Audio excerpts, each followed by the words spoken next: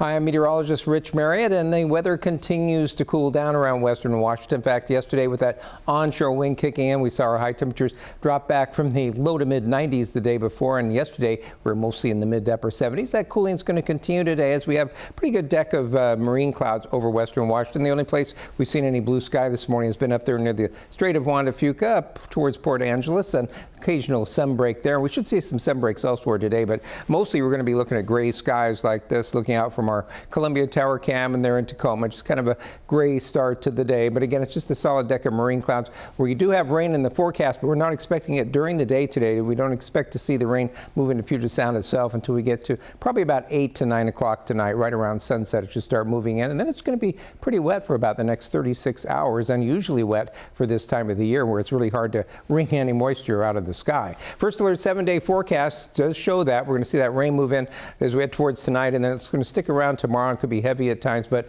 we do dry out over the weekend and get back into a sunny and mild pattern as we head into next week. We have had some major problems with that Bear Gulch fire, and the fire weather forecast, fortunately for that, is really improving. We're going to be looking for things to start to get in much better shape today. We will, first of all, we'll see that late afternoon rain moving in there probably around 3 or 4 o'clock as it moves into the Olympics. It should make it into the fire area around then. Temperatures today only in the 60s to the low 70s. Light winds, which also will help out firefighters, and minimum humidity is not that low. We're going to see them around the 75 to 90% level, but the fuels are still very dry, and we're really hoping that rain moving in later today and through tomorrow is going to wet some of those fuels down and really discourage the fire and give firefighters a chance to get more control of that fire.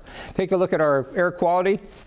The smoke from that has really been affecting the air quality right near the fire, and a little bit of it drifting out today. Most places are going to have good air quality, but kind of in the lee of the fire, we are going to be looking for it to drop into the moderate range, but it just barely goes into the moderate range, so it's not too bad once you get away from the fire area, and that should be much better once that front starts to move in tonight on into tomorrow. You can see that on the satellite image, a pretty healthy looking front for this time of the year. Again, we don't normally get this strong of a system, but that's going to move on through. We'll get a couple days of rain, it looks like, and then back into a dry pattern, but not nearly as hot as what we saw last week.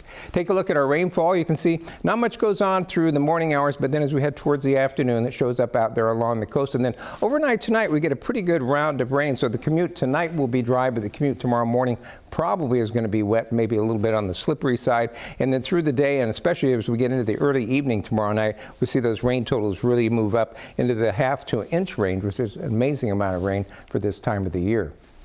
Taking a look, if you're considering some hiking today, well, be prepared. It's not going to be the best of conditions. We've got fog at the passes.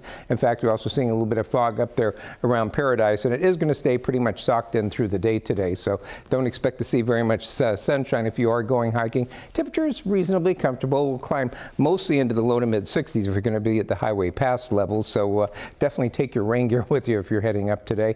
And here in the lowlands, that cooling, as I said, continues. We'll be looking at mid 60s to near 70 degrees north of Seattle, and then low to mid 70s to south. And then tomorrow we actually get into even cooler temperatures, getting well below normal, with high temperatures mostly in the upper 60s into the low 70s. So not chilly, but definitely cooler than the 90s we saw earlier in the week. Overall for today, then, we're going to be looking for mostly cloudy skies. There'll be some sun breaks mixed in. Then that rain moves into Puget Sound as we head towards about 8 to 9 o'clock this evening. If you're out along the coastal areas, that could move in mid to late afternoon. So allow for that if you're headed out to the beaches. Highs today continue to cool, low to mid 70s, and then rainy tomorrow. It looks like we'll see some heavy rain, especially late afternoon and evening tomorrow as that front pushes on through here. It might be a little breezy as that moves through as well. High temperatures only, as we said, in the upper 60s to around 70 degrees. As we head towards Saturday, decreasing showers with some clearing, partly sunny, only a couple leftover showers. Sunday, most places will be dry and in the mid 70s, and then first half of next week, partly sunny and highs